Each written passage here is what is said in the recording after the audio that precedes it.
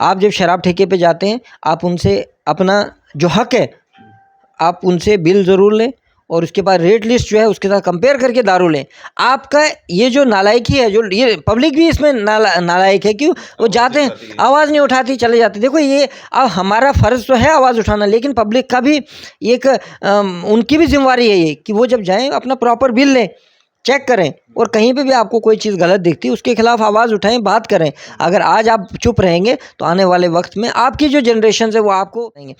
उसके बाद जो बात की आपने वीडीसी सुनील शर्मा जी की, तो इन्होंने बहुत तरक्की की है, लेकिन काम किया है उन्होंने। वीडीसी में उन्होंने अच्छा काम किया है कि वीडीसी के लिए उन्होंने जो पहले 6,000 मिलना था, अब 4 मिलना था। मतलब खुद थे वीडीसी में? हाँ, वीडीसी में थे ऐसा। हाँ, शुरुआत वहीं से हुई थी, एक गरीब फैमिली से बिलोंग करते थे एक, लेकिन आज की डेट में वो गरीब तो नहीं रहे। आज की डेट में 3-4 गाड़ियाँ मेंटेन करना, उसके साथ-साथ 4 गाड़ियों के साथ-साथ आप उनका पेट्रोल, उनका इंश्योरेंस और कितनी पेंशन मिलती है वो वही जाने, और उसके ऊपर 4 गाड़ियाँ कैसे चलती हैं, तो वो भी ये सवाल जो है कभी उनसे भी पूछेगा कि आप इतना कुछ कैसे मैनेज करते हो। अंदर भी नागसिनी में एक हादसा हुआ, वहाँ पे एक मुस्लिम आदमी ने हिंदुओं के देवी स्थान पे जाके कुछ गड़बड़ कर दी, लेकिन वो मुस्लिम जो था वो था बीजेपी का बीडीसी था, और उसको प्रोटेक्ट करने के लिए बीजेपी के बड़े-बड़े नेता जो अपने आप को हिंदुओं में बड़े महानतम मानते हैं, वो लोग उसको बचाने के लिए आ गए। तो मैंने ये बताया कि अगर एक मुस्लिम बीजेपी में आके गलत करेगा तो वो सही है, लेकिन अगर मुस्लिम किसी और पार्टी में गलत कर दे तो एंटी नेशनलिस्ट है। ये चीज़ें जो है ना, ये बीजेपी ने क्रिएट की हैं। तो मैं चाहता हूँ कि बीजेपी जो है सच में, अगर आज की डेट में अगर आप देख रहे हैं न्यूज़ सैर इंडिया और मैं हूं अरफाज अहमद डायंग। आज की खास मुलाकात में हमारे साथ मौजूद हैं आम आदमी पार्टी नेता वनीत ठाकुर साहब। सर, स्वागत है आपका न्यूज़ सैर इंडिया में। Thank you so much. Thakur साहब, हम देख रहे थे पिछले दिनों डिस्ट्रिक्ट किश्तवाड़ के एक गांव में आप जिस तरह से एक ठेके पर जाकर के वीडियो बना रहे हैं और उन ठेके वालों से ये कह रहे हैं कि आप प्रिंट से ज़्यादा रेट जो है वो कैसे वसूल सकते हैं। काफ़ी ज़्यादा वायरल हुआ आपका वो वीडियो भी, हमने भी उसको चलाया। क्या कुछ कहानी थी उसके पीछे की, क्यों आपको ज़रूरत पड़ी वो वीडियो बनाने की? देखिए, मैं तो हमारे पास एक्चुअली में कुछ मेरे फ्रेंड सर्कल में लोग हैं जो ड्रिंक वगैरह करते हैं, तो वो ऐसे ही बड़ी बार बात चलती थी कि ऐसा-ऐसा होता है डिस्ट्रिक्ट में। तो मैंने कहा नहीं, ऐसा नहीं हो सकता, क्योंकि कानून है, पुलिस है, तो ये इतना कुछ नहीं हो सकता जैसे लोग बोलते हैं। हाँ, एक डिपार्टमेंट है, प्रॉपरली एक एक्साइज़ डिपार्टमेंट इसके लिए तैनात किया गया है, तो मुझे नहीं लगता कि ऐसा हो सकता है। तो और क्योंकि मैं शराब पीता नहीं हूँ, ना मैं शराब को सपोर्ट करता हूँ, तो मैं कभी जाना होता नहीं मुझे। तो लेकिन उस दिन मेरे ऐसे ही रैंडमली मैं चक्कर लगाते लग गया मेरे दोस्तों के साथ। तो वो जब उन्होंने ऐसी बात बताई तो मैं उसको जानने के लिए मैं वहाँ गया। ये कहाँ पे स्थित है? कौन सा? ये किश्तवाड़ में, जैसे आप जाओगे शक्ति नगर के ऊपर जो है, वहाँ पे पंडित गाम बताई जाती है एक जगह। पंडित गाम में जंगलों के बीच में जो है ये शराब ठेका जो है शोभा रानी के नाम से वहाँ पे जो है, और ये काफ़ी टाइम से वहाँ पे है। तो पहली बात है कि मैं किसी भी तरह की शराब को सपोर्ट नहीं करता हूँ। मैं तो हमेशा से शराब के खिलाफ़ रहा हूँ और बहुत सारे लोग जानते भी हैं। इसके लिए हमने बहुत सारी मुहिम भी छेड़ी। लेकिन मैं सच और सही और गलत के साथ हूँ कि यार यहाँ पे जो सही जो होना चाहिए वैसा नहीं हो रहा है, यहाँ पे गलत हो रहा है। कि एमआरपी का मतलब होता है मैक्सिमम रिटेल प्राइस, और एमआरपी ऑलरेडी शराब के ऊपर इतना वैट लगने के बावजूद, शराब पहले ही कॉस्टली होती है, उसके बाद भी उसके ऊपर अगर 310 रुपये प्रिंट रेट है, 450 रुपया वो बेच रहे हैं।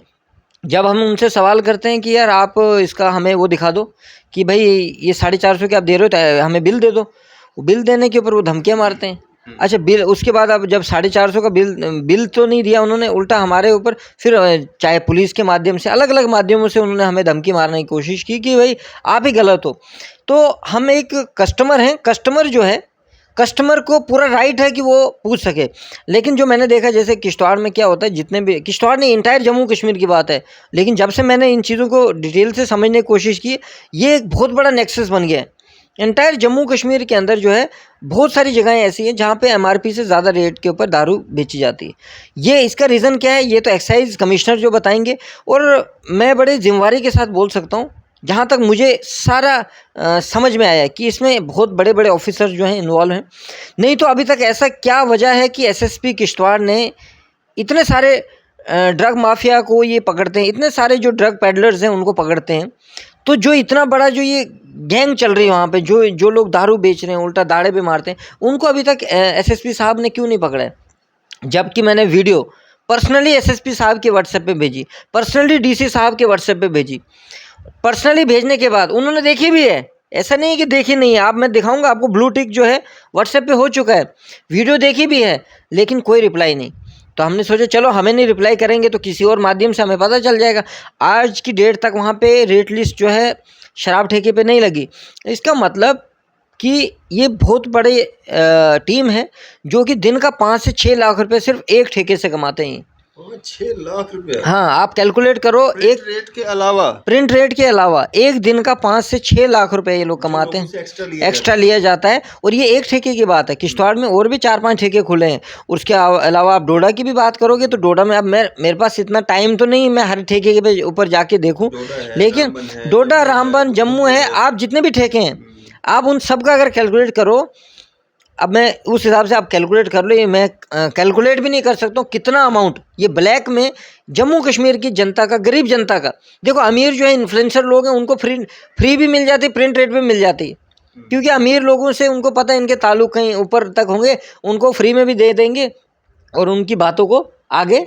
लेकिन जो गरीब आदमी है जो जाएगा वहाँ पर वो ले लेगा, तो उसको जो है अगर 150 रुपये महंगी ये पड़ रही है। ऑलरेडी इतने सारे नुकसान हैं। शराब के तो मैं नुकसान मानता हूँ, लेकिन जो ये नुकसान किया जा रहा है, हमारा जो जम्मू कश्मीर का पैसा जो है वो लूटा जा रहा है इस माध्यम से, क्योंकि उनको पता, लोग शर्माते हैं जब भी कोई दारू लेने जाता है फटाफट वहाँ से निकलने की कोशिश करता है।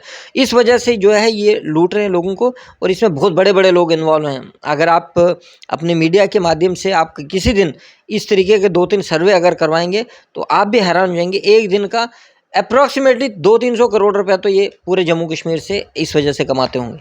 ये जो पैसा आपने कहा कि एक ठेके से 6 लाख रुपया आता है या 5 लाख रुपया आता है, जाता कहाँ है ये? क्या यूज़ होता है इसका? क्योंकि लीगल वे से अगर देखा जाएगा तो ये एक्साइज़ विभाग को तो इसका फ़ायदा होगा नहीं, तो फ़ायदा किसको हो रहा है इसका? देखिए एक्साइज विभाग को क्या फ़ायदा होता है, देखो ऑलरेडी वैट में उस डिपार्टमेंट जो है वो तो उसके ऊपर चलता है, क्योंकि उनका वैट है, एमआरपी बनी हुई सेटल, लेकिन वो इंक्लूडेड ऑल टैक्सेस होता है वो। लेकिन जो उसके ऊपर की कमाई है ये जो है, ये आप समझ सकते हो कि जो लोग चुप हैं, जिन लोगों को आवाज़ उठानी चाहिए और वो चुप हैं, जिनका डर होना चाहिए और वो चुप हैं, इसका मतलब ये सारा उन्हीं की जेबों में जाता है। अब मैं नाम नहीं बताऊंगा किस किस की जेब में जाता है, लेकिन वो सब लोग हैं जो चुप हैं, जिनके पास पावर है इनको रोकने की और वो नहीं रोक रहे हैं, ये सब उनकी ज़बान को लगाम लगाने के लिए ये पैसा जाता है। और उसके बाद जो बड़ी अमाउंट कुछ है वो बड़े बड़े अधिकारियों तक जाती है। और मैं इतना भी बोल सकता हूँ इसमें बहुत बड़े लेवल तक कमिश्नर तक भी इन्वॉल्व हो सकते हैं। ये जो आप चुप वाली बात कह रहे हैं, इसमें नेता भी आते हैं? इसमें नेता आते हैं, डेफिनेटली नेता आते हैं, क्योंकि मैं पिछले दिनों गया था, वो ये जो अपना किश्तवाड़ के नीचे जो पावर स्टेशन बना हुआ है वहाँ पे गया, वहाँ के एक बहुत बड़े ऑफिसर से मेरी बात हुई। तो मैं उनको एक बात मैंने पूछी, मैंने कहा सर आप लोग एनएचपीसी वालों ने किश्तवाड़ से इतना कमाया, लेकिन आपने किश्तवाड़ को क्या दिया? खड्डे। किश्तवाड़ में क्या दिया आपने? ना आज तक किश्तवाड़ के लोगों को बिजली फ्री है, कुछ भी सुविधाएं नहीं। किश्तवाड़ में एक रोड तक नहीं आपने ढंग की बनाई। एनएचपीसी क्या कर रही? तो एनएचपीसी के एम्प्लॉय मेरे साथ थोड़े गुस्से में, ऐसे तो मेरे साथ अच्छी बनती थी, लेकिन उस वक्त वो थोड़ा गुस्सा हो गए। कहते विनीत जी आप ऐसा नहीं बोल सकते, अगर आप हमसे डेटा मांगेंगे हम पूरा डेटा देंगे आपको, लेकिन हम आपको डेटा भी नहीं दे सकते हैं, क्योंकि रीजंस क्या है वो नहीं बताएंगे। लेकिन जब उन्होंने ये बात बताई कि पहले फ़ारूक अब्दुल्ला और जो यहाँ की जो पीडीपी की महबूबा मुफ्ती और ये मुफ्ती ख़ानदान के लोग थे, ये सारा पैसा पहले इनकी जेबों में जाता था। कहते एक छोटे से छोटे काम के लिए भी हम करोड़ों रुपया देते हैं। कहते हैं हम तो दे देते हैं, गवर्नमेंट हमें नहीं छोड़ती, हमें नहीं बख्शती है, हम दे देते हैं, लेकिन आगे यूटिलाइज़ करे नहीं करे वो उनके ऊपर डिपेंड है। तो यहाँ के, मैंने बोला ये कौन खा जाते हैं? कहते हैं आपके नेता लोग खा जाते हैं। अब अनऑफिशियली जिसने ये बात बताई, मैं उसका नाम नहीं बताऊंगा क्योंकि ये चीज़ें फिर ऑन रिकॉर्ड किसी की नौकरी के ऊपर बात आ सकती है, लेकिन जब ये बात बताई तो ये मैं बड़ी जिम्मेवारी के साथ बोल रहा हूँ। अगर आपके मीडिया के माध्यम से बात कहीं हाई लेवल तक पहुँचती है और उसमें अगर कुछ ईमानदार लोग बैठे हैं अभी भी जो सोचते हैं कि सच में हमें यहाँ के लोगों को इंसाफ दिलाना है, किश्तवाड़ डिस्ट्रिक्ट को बेहतर किश्तवाड़ बनाना है, तो एक बार एनएचपी से जितना पैसा आता है यहाँ के पावर प्रोजेक्ट से, 5 पावर प्रोजेक्ट्स हैं किश्तवाड़ में, अगर हर एक से सिर्फ 5% भी अकॉर्डिंग टू एमओयू अगर हमें मिलता है, तो मैं बोलता हूँ कि हमें तो बाहर से ज़रूरत ही नहीं है, दिल्ली से या किसी भी फंड्स की।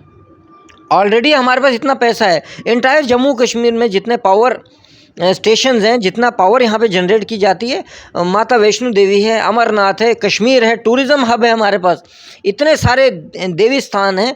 तो हमें ज़रूरत ही नहीं है कि दिल्ली से हमें पैसा मांगना पड़े। हमारे पास अपना ही पैसा इतना ज़्यादा है कि हमें यहाँ से पैसा मांगा लेकिन यहाँ का सारा पैसा जो है लूट के, पहले अब्दुल्ला और ये ख़ानदानों ने लूटा, आज वही जो ये अंडा देने वाली जो मुर्गी है, ये किसके हाथ लगी है? बीजेपी के। और बीजेपी वाले जो हैं इसको खोना नहीं चाहते, इसीलिए तो ये इलेक्शन नहीं करवा रहे हैं। तो ये जो आप लगातार जो वहाँ पे आवाज़ बने हुए हैं, अपोज कर रहे हैं हर जो भी कोई गलत काम वहाँ पे हो रहा है, तो आपको भी कोई ऑफ़र वगैरह आती है कि नहीं आती है कि आप भी चुप हो जाओ, हमारे साथ जुड़ जाओ, हम आपको ये फ़ायदे देते हैं, ये कुछ करते हैं? नहीं, ऑफ़र्स तो देखो ये कंटिन्यूसली चलती रहती है, और अभी भी लास्ट कुछ दिन पहले बीजेपी के कुछ लोग जो हैं वो भी ऑफ़र कर रहे थे, एनसी के लोग भी ऑफ़र कर रहे थे। तो मेरा एक ही सवाल है उनसे, जिसके ऊपर वो चुप्पी हो जाती है उनकी, तो वो तो ठीक है। मैंने कहा हिंदू मुस्लिम जो है इसके ऊपर तो मैं किसी भी हिसाब से मैं किसी भी पार्टी को सपोर्ट नहीं करता हूँ। हिंदू मुस्लिम अगर हम लोग एक हैं, ठीक है, तो उसी वजह से हमारा हिंदुस्तान है। दूसरी बात, अगर किश्तवाड़ के अंदर मुझे कोई चीज़ ज्वाइन करवा सकती है, तो मैंने बीजेपी वालों को एक ही बात बताई थी, लेकिन उसके बाद वो लोग थोड़े शांत हो गए। मैंने कहा 2014 के बाद आज तक एक ऐसी गली आप दिखाओ किश्तवाड़ के अंदर, एक ऐसी गली। मैं आज आपके मीडिया के माध्यम से भी ये बात बता रहा हूँ, आज की डेट में किश्तवाड़ में एक ऐसी गली जिसको बीजेपी ने ब्लैक टॉप किया है 2014 के बाद, जिसमें एक भी खड्डा ना हो, एक ऐसी गली दिखा दे, मैं कल ही बीजेपी ज्वाइन कर लूँगा 100%। आज ये मैं चैलेंज कर रहे हैं बीजेपी को चैलेंज कर रहा हूँ। एंटायर किश्तवाड़ जो सिटी है उसमें एक गली ऐसी दिखा दे जिसको इन्होंने ब्लैक टॉप किया है, अच्छी गली है, आपके मीडिया के माध्यम से, और आपके मीडिया के सामने ही मैं ज्वाइन करूँगा कल ही वहाँ पे जाके। कोई एक गली नहीं दिखा सकते ये लोग, क्योंकि मैं किश्तवाड़ को जितना घूमा हूँ, अगर ऐसे कोई गली दिखा दें, कल मैं बीजेपी ज्वाइन करूँगा और प्रचार करूँगा कि नहीं ये गली तो कम से कम इन्होंने बनाई। ये किश्तवाड़ की डेवलपमेंट के लिए जो है कोई भी पार्टी ज्वाइन करेंगे, ना कि अपने पर्सनल बेनिफिट के लिए। नहीं, अपना पर्सनल बेनिफिट होता तो हम कब से बीजेपी ज्वाइन कर लेते। भारतीय ठेकेदार पार्टी में हम ज्वाइन कर गए, ठेकेदारी द्राक्षाला प्रोजेक्ट में, किश्तवाड़ के बाकी प्रोजेक्टों में ठेकेदारी कर रहे होते। आज तक हमने कभी उनसे ठेकेदारी नहीं मांगी। हम तो हमेशा किश्तवाड़ के स्कूलों की बात करते हैं।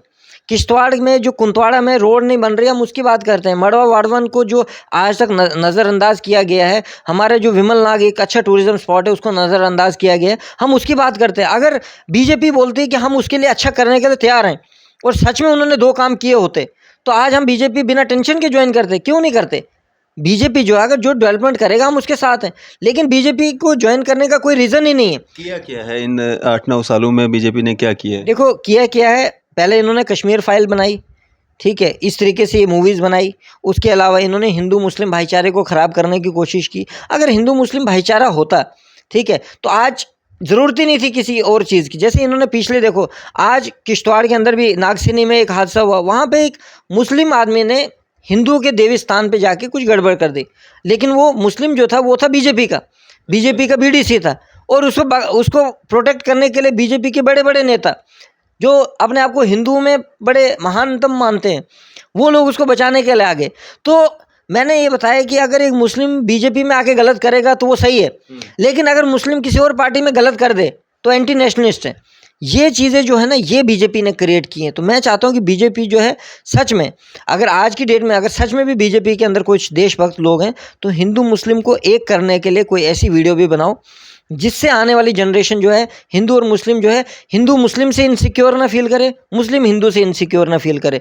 आज की डेट में इनसिक्योरिटी का जो माहौल जो बनाया जा रहा है, तो उसको ख़त्म किया जाना चाहिए। ये बीजेपी की नीति होनी चाहिए। जी, ये जो मूवीज़ वगैरह हैं ये तो नेशनल लेवल की बातें हैं। अगर हम डिस्ट्रिक्ट किश्तवाड़ की बात करेंगे, सुनील शर्मा जी एक जाना माना चेहरा हैं और काफ़ी काबिल तरीन नेता माने जाते हैं, तेज़ तर्रार। तो क्या उन्होंने डिस्ट्रिक्ट किश्तवाड़ के लिए कुछ नहीं किया? देखिए, सुनील शर्मा जी का आज की डेट में यह है कि वो भाषण अच्छा करते हैं, अच्छे शब्दों का प्रयोग करते हैं, लेकिन भाषण और अच्छे प्रभावशाली शब्दों का प्रयोग करने से डेवलपमेंट नहीं होती है। इतना अच्छा है कि आपको तालियां अच्छी मिल सकती हैं, आपकी वीडियो अच्छी बन सकती है, लेकिन उसका जो रियल डेवलपमेंट है उसमें उसका कोई इम्पैक्ट नहीं पड़ेगा। आप किश्तवाड़ के नेता होके आप बोलते हैं कि शर्मा साहब बोलते हैं कि मैं पीओके के अंदर भी अगर मुझे भारतीय जनता पार्टी भेजेगी तो मैं वहाँ पे भी जाके अपनी जनता पार्टी के लिए काम करूँगा, लेकिन वो कुंतवाड़ा जाने के लिए तैयार नहीं है। जहाँ पे आज आपको पीओके की टेंशन है कि पीओके के अंदर डेवलपमेंट नहीं हुई है, लेकिन आपको कुंतवाड़ा की टेंशन नहीं है, आपको शरोती सरूड़ की टेंशन नहीं है कि वहाँ पे आज भी अच्छे स्कूल नहीं है, इतने ना रोड फैसिलिटी, आज भी लोगों को जब कोई बीमार होता है तो 4 पहिए के ऊपर उठा के लेके जाना पड़ता है। आज आपको उनके बारे में सोचना चाहिए। किश्तवाड़ शहर के अंदर एक भी गली नहीं ब्लैक टॉप है, पूरे शहर का कचरा सिरकूट मंदिर के आगे पीछे आता है, जहाँ पे तो आज आपको किश्तवाड़ को छोड़ के आप कश्मीर के हालात ठीक करने के लिए निकलो। कश्मीर के हालात तो ऑलरेडी पहले के वहाँ के लीडरों ने किया, वहाँ के लीडरों ने उधर की हालात ठीक रखी है, वो वहाँ के लोग खुश हैं। मैं बोलता हूँ हमारे जम्मू कश्मीर के इंटायर जम्मू के बारे में कौन सोचेगा, हमारे किश्तवाड़ के बारे में कौन सोचेगा, जब यहाँ के लीडर जो जम्मू जम्मू जम्मू जम्मू कर करके हमारी पार्टी में ज्वाइन आए, मतलब बीजेपी में ज्वाइन किया जिन्होंने, ठीक है, देवेंद्र सिंह राणा जी, उन्होंने जम्मू जम्मू करके इसमें आए। लेकिन आप मीडिया में हैं, मेरे आपसे सवाल है, क्या आज तक आपने कभी सुना उन्होंने जम्मू की बात कहीं की? पहले वो बहुत बात करते थे, चर्चा में रहते थे, मीडिया में रहते थे, आज कहाँ है वो? आज जम्मू के अंदर जब ये नौजवानों को लाठी चार्ज हो रहा है, डंडे पड़ रहे हैं, वो देवेंद्र सिंह राणा जी कहाँ हैं आज की डेट में? तो जो ये लाठी बरसा रहे हैं लोगों के ऊपर, ये 100% है कि आने वाले इलेक्शनों में, और मैं आपके मीडिया के माध्यम से जिम्मेवारी से बोलता हूँ कि 2024 के इलेक्शनों से पहले अगर बीजेपी ने इलेक्शन करवाए तो ये 24 में हार जाएंगे इंटायर इंडिया में। अगर दम है इनको तो 2024 से पहले जम्मू कश्मीर में इलेक्शन लड़वाएं। अगर 2024 से पहले इलेक्शन होते जम्मू कश्मीर में तो ये इंटायर इंडिया में हार जाएंगे। क्यों हारेंगे? क्योंकि एक नैरेटिव सेट किया कि हमने नया जम्मू कश्मीर बनाया है। लेकिन जब इनको पता चलेगा कि नौजवानों को इन्होंने डंडे मारे हैं, जो आवाज़ किसी पत्रकार ने उठाई उसकी आवाज़ को दबा दिया गया है। आज हमारे पत्रकारों को बताया जाता था फ्रीडम ऑफ स्पीच है, पत्रकार अपनी बात कहीं पे रख सकते हैं। आप किश्तवाड़ में जाइए, पत्रकार अपनी बात कहीं नहीं रख सकते हैं। आपको सिर्फ और सिर्फ एडमिनिस्ट्रेशन की चापलूसी करनी है, एडमिनिस्ट्रेशन की तारीफ करनी है, आप उसके खिलाफ कुछ नहीं बोल सकते हैं। और पत्रकार जो वहाँ के जो पत्रकार हैं, मैं बोलता हूँ उसमें से 60 to 70% टोटल एडमिनिस्ट्रेशन के हिसाब से चलेंगे। एडमिनिस्ट्रेशन ने ये कहा, एडमिनिस्ट्रेशन ने ये कहा, जनता की बात कौन करेगा? उसके लिए आज की डेट में लोग तड़फ रहे हैं कि कोई ऐसा पत्रकार तो वहाँ पे भी निकले। लेकिन ये चीज़ें बहुत कम हो गई हमारे शहर में। विनीत जी, अगर हम बात करें डिस्ट्रिक्ट किश्तवाड़ के सुनील शर्मा जी, काफ़ी भरोसा करके लोगों ने उनको जिताया था, मिनिस्टर भी रहे वो। अगर उनकी हम बैकग्राउंड की बात करें, जिस तरह से सोर्सेज के द्वारा हमें मालूम चला कि वो वीडीसी मेंबर हुआ करते थे एक समय में, उनकी खुद की क्या डेवलपमेंट है और उन वीडीसी या जो एसपीओज हैं उनकी क्या डेवलपमेंट है? देखो, एक बात कही जाती है ना कि एक मतलब वीडीसी वाला जो है, सारे बोलते हैं कि वीडीसी वाला ही वीडीसी वाले की फीलिंग को समझ सकता है, उसकी दर्द को वही समझ सकता है। लेकिन आप सोचिए एक वीडीसी एसपीओ की आज की डेट में क्या तनख्वाह है? एक तरफ से हमारे बीजेपी की पार्टी के जो बड़े उच्च स्तर के जो नेता हैं वो बोलते हैं कि 1 नेशन 1 यूनिफॉर्म होनी चाहिए। 1 नेशन 1 सैलरी की बात क्यों नहीं होती है? क्योंकि ये पैसा सारा उद्योगपतियों को जाएगा जो इनको इलेक्शन में मदद करते हैं दोबारा सरकार बनाने में, और ये लोग दोनों ही अप एंड लोअर लेवल के लोग जो हैं आपस में ये करेंगे। उसके बाद जो बात की आपने वीडीसी सुनील शर्मा जी की, तो इन्होंने बहुत तरक्की की है, लेकिन काम किया है उन्होंने वीडीसी में उन्होंने अच्छा काम किया है कि वीडीसी के लिए उन्होंने जो पहले 6,000 मिलना था अब 4 मिलना था। मतलब खुद थे वीडीसी में? हाँ, वीडीसी में थे ऐसा। हाँ, शुरुआत वहीं से हुई थी, एक गरीब फैमिली से बिलोंग करते थे एक। लेकिन आज की डेट में वो गरीब तो नहीं रहे। आज की डेट में 3-4 गाड़ियाँ मेंटेन करना, उसके साथ साथ 4 गाड़ियों के साथ साथ आप उनका पेट्रोल, उनका इंश्योरेंस और कितनी पेंशन मिलती है वो वही जाने, और उसके ऊपर 4 गाड़ियाँ कैसे चलती हैं, तो वो भी ये सवाल जो है कभी उनसे भी पूछेगा कि आप इतना कुछ कैसे मैनेज करते हो। इनको आरोप लगाना तो बहुत आसान है, बड़े बड़े हमारे मिनिस्ट्री से पहले की अगर हम बात करें वीडीसी के तौर पे और नेता बनने तक बीच में क्या कुछ चलते रहा? देखिए उस दौरान पे ये तो पहले से जानते हैं। हाँ, सुनील जी के बारे में हम सुनते रहते थे कि ये मतलब वहाँ के जो मेन लीडरशिप थी बीजेपी के अंदर किस तरीके, मैं उतना डिटेल से नहीं बताऊंगा इनके बारे में, क्योंकि मेरा काम है कि हाँ पता है हमें सारा कुछ, मगर मैं बोलता हूँ डिटेल में हमें उनके बारे में बताने से अच्छा मैं तो बोलता हूँ मैं सुनील शर्मा के खिलाफ नहीं हूँ। एक बात मैं आपको क्लियरली बता दूँ, मैं सुनील शर्मा से खिलाफत की नहीं है, बात है डेवलपमेंट की। मैं डेवलपमेंट अगर एक नेता की डेवलपमेंट हो सकती है, उन लोगों की डेवलपमेंट क्यों नहीं हो सकती है जिनके बीच में वो रहे हैं? डिस्ट्रिक्ट किश्तवाड़ की डेवलपमेंट क्यों नहीं हो सकती है जिस डिस्ट्रिक्ट से वो बिलोंग करते हैं? मैं तो देखो ना, आज मैं सुनील शर्मा जी आपके माध्यम से जब ये वीडियो देखेंगे, मैं उन तक ये मैसेज पहुंचाना चाहता हूं, आप एक गली ऐसी बना दीजिए ना, तो मेरे जैसे पता नहीं कितने नौजवान आपके साथ जुड़ जाएंगे। आप कुंतवाड़ा वालों की रोड बना दीजिए, कितने लोग जुड़ेंगे। आपको ज़रूरत ही नहीं वोट मांगने की। आपने अगर 10 काम अच्छे से किए होते, आप कश्मीर के, आप कन्याकुमारी जाके बैठते, आपको लोग तब भी जिता देते।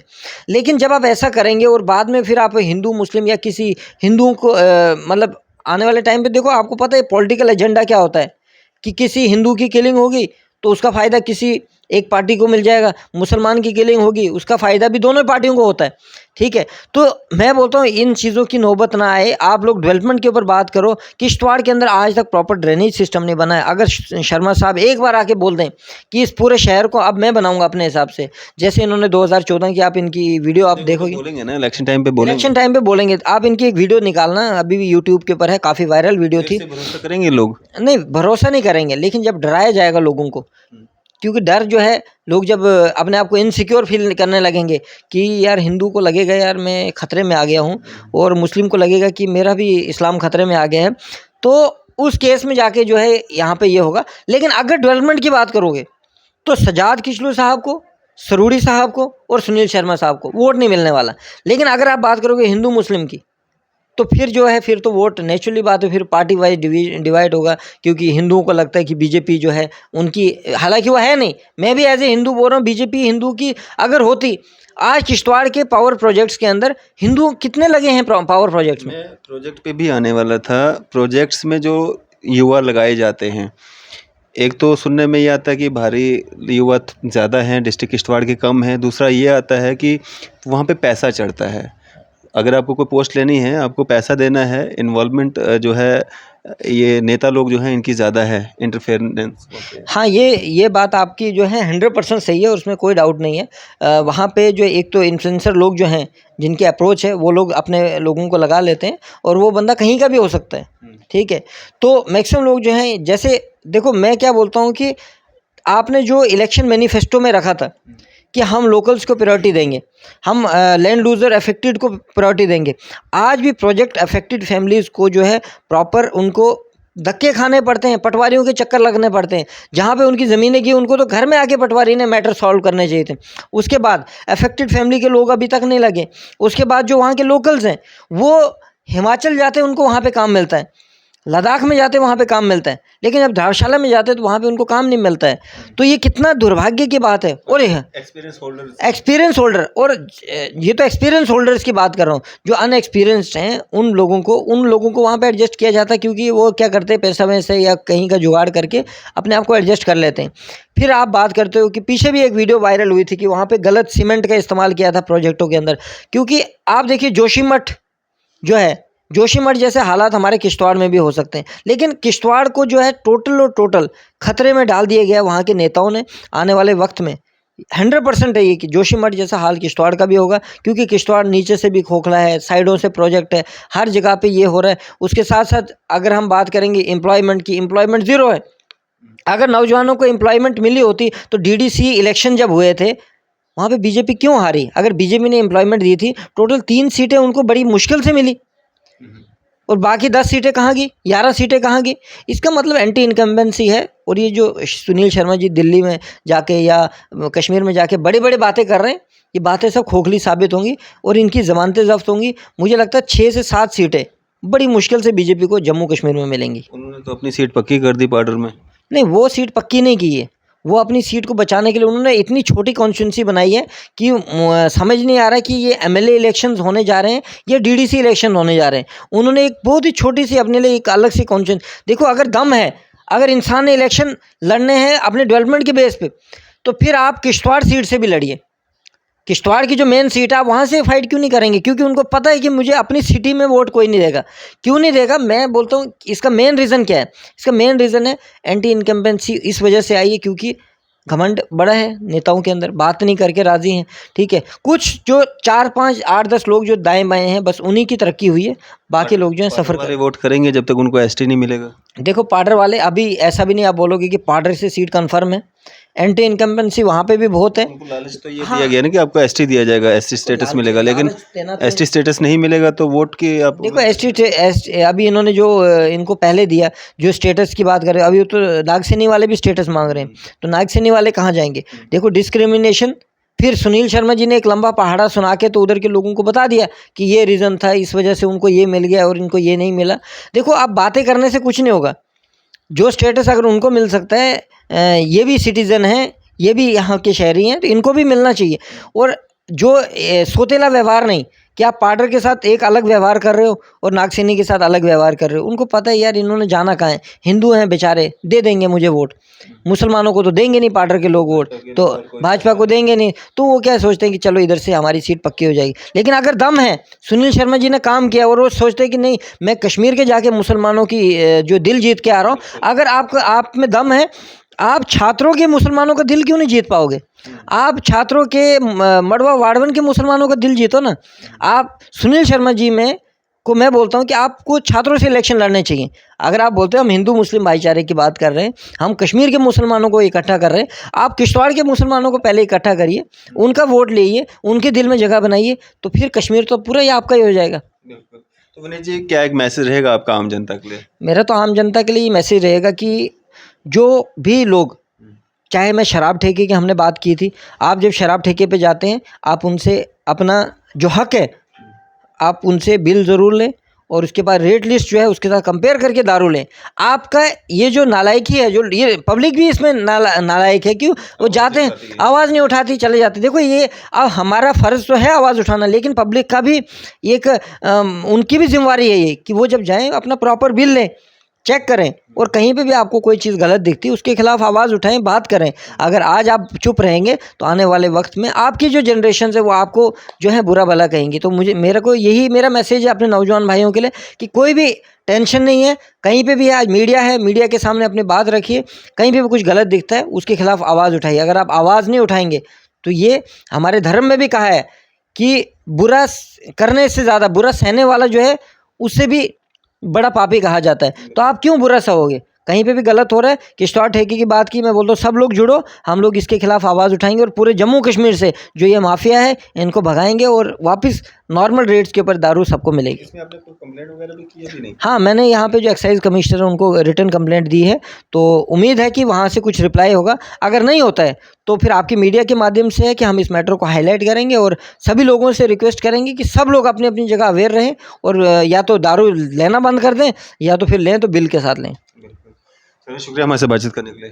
धन्यवाद। तो ये थे हमारे साथ आम आदमी पार्टी नेता विनीत ठाकुर साहब। आपकी इस सब पे क्या राय है? अभी अपनी राय जो है ज़रूर साझा कीजिएगा। इसी तरह की मज़ीद अपडेट्स के लिए आप देखते रहें न्यूज़ सर इंडिया। मैं अरफाज अहमद, कैमरामैन शाहनवाज के साथ।